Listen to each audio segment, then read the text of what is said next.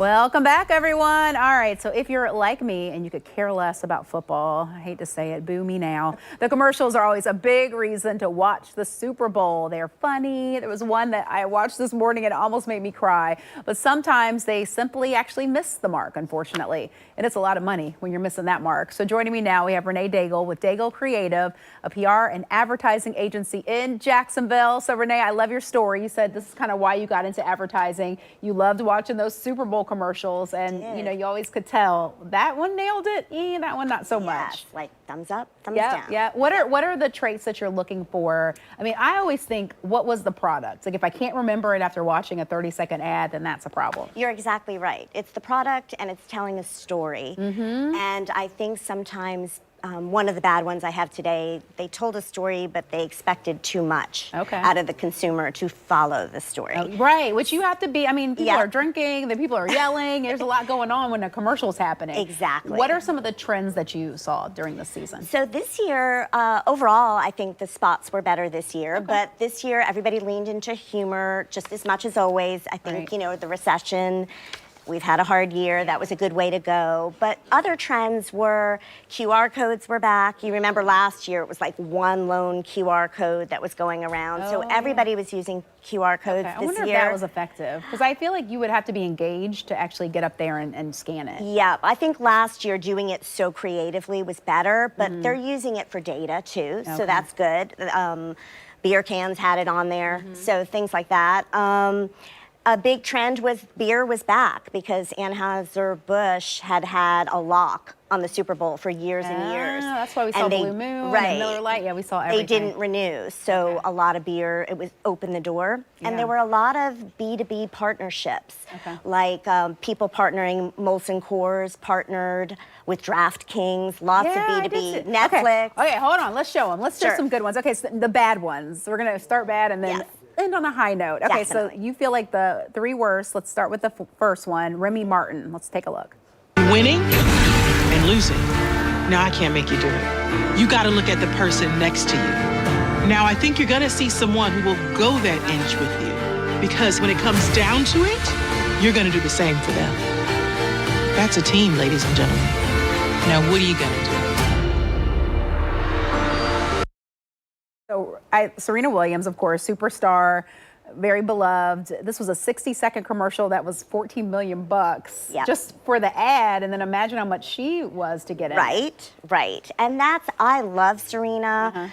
I was glad, you know, alcohol was opened up more this year, but like it looked like it was going to be a sports drink commercial. You were waiting it's not her for brand. that. I don't think she sits down and drinks. You know, she's an athlete. That's not her thing. It just didn't go. And then the only thing that went was the tagline that said like team up for excellence, but it was never even said. M&M's, this was one with one of my favorite ladies, Maya Rudolph. I love her. But you still said it didn't nail it. Let's take a look. Candies filled with clams, taste the ocean blossom sand with my yarn. I can't believe we were actually put on pause. Am I anxious about being back? I know we're only seeing a bit of it, but it's not making sense to me. Exactly, but it didn't make sense even if you watched the whole thing. So I love Maya Rudolph, but like, you had to have followed all the sneak peeks beforehand to get it. Yeah, you don't want to do that. And you don't want to do it. And do you really ever want to associate chocolate with clams, even if it's a joke? I have no idea what just happened there. So all right. And then you said, so the U2, they had, I mean, that was a big commercial.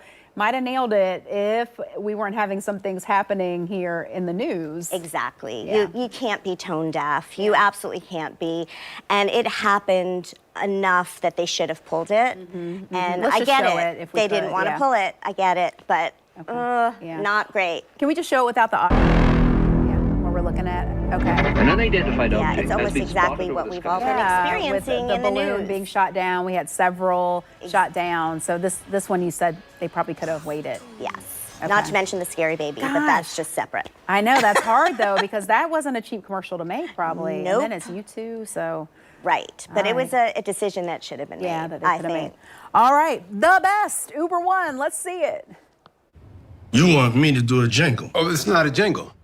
One hit for Uber One. No, that sounds like a jingle to me. Diddy don't do jingles. We're talking about a hit song. Want a hit?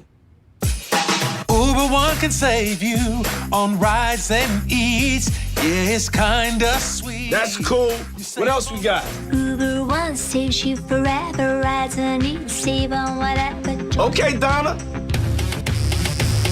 Your milkshakes cost way less than before. This membership is better. Hey, yo, you like milkshakes? How does the fox? That's great. These are all songs. I mean, how catchy is this? Exactly. Now, I did kind of forget it was Uber One, but I do think it definitely kept your attention. It definitely did. And their thing at the end was get that stuck in your head. You know, that was their tagline. Okay. And they were singing about it the whole commercial. Yeah, that was cute. That was very nostalgic, too. I know, I loved it. Yeah, and even with the kids, like the Fox song, you went all the way to Milkshake. Everything. Exactly. Remember those. All right, so you like Molson Coors commercial. Let's take a look.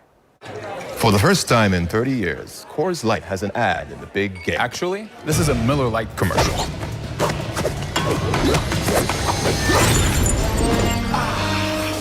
Mountain Code Refreshment. Coors! Miller! Great taste! Nice feeling! Cold as the Rockies. Oh, interesting. Okay, so this one, which was hilarious, and then at the end, it's like Blue Moon. It's like, it's really a Blue Moon ad. Right. But you said this was something they prepped for where people were voting. Yes, so not only did the 3 brands that were owned by the same company partner, so there was no losing, right? Because they were all in there. Okay. But they partnered with DraftKings to get people to bet what would happen in the commercial. And they got 250,000 people betting. Wow, that's big. Yep, they got a lot of big. data that they can retarget people with. Yeah, that was worth it probably for them. All right, last one. You like the Ram truck ad. Let's take a look. But worried that it could leave you unsatisfied? Then you could be one of many Americans concerned about premature electrification. Symptoms may include fearing you might not be able to last as long as you'd like. There was plenty of charge before, and sometimes it goes away. That wouldn't work for me. Stop. This is funny. So you're like insinuating it's one thing, but it's really about your truck. Yeah. And who hasn't seen a million pharmaceutical commercials and been like, oh my gosh, and this was a clever way to do it and also overcome the consumer's objection about worrying about the electrical dying. Right. So they're addressing everything in a funny way. All right. So overall, did you enjoy the commercials? I did. I thought they were better this year than last year. I did. I did. And the game was great. The game was great. And the halftime was great. Yeah. So it was overall that's great. controversial. I did like Riri. I thoroughly enjoyed it, but boy, some of the comments people didn't love it. I know. I liked it all. I know. It was good. It was a beautiful spectacle to see her so high and everything. So, yes. Well, there we go. We were your non-football discussion, all about the ads and a little bit on the halftime show. All right, Renay Daigle, thank you for coming in. Thank you for always having me.